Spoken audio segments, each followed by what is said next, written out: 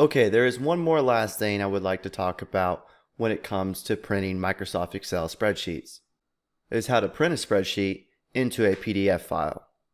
Printing or saving Excel spreadsheets to a PDF file is actually very common because sometimes you don't want to just give an Excel file to certain users where they just have access to go in and potentially messing something up in your spreadsheet.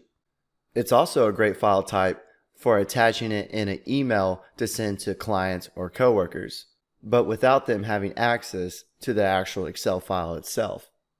So to print this spreadsheet out as a PDF file, there's two ways we could do this. The first way is going up to the File tab and click Print.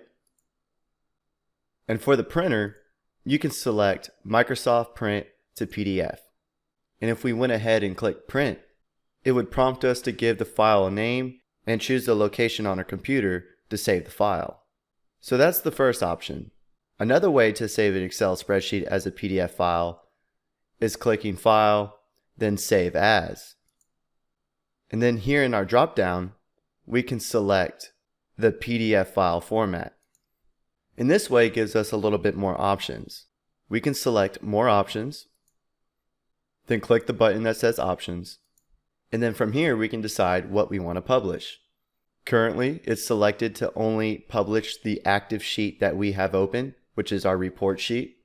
But if we wanted to, we could convert just a selection of cells or an entire workbook.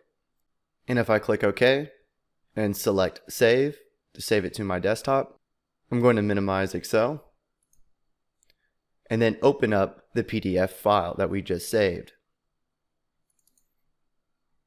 Now our report looks just how it would on paper, but in a PDF file format. So we have our header up here, our report, and our charts.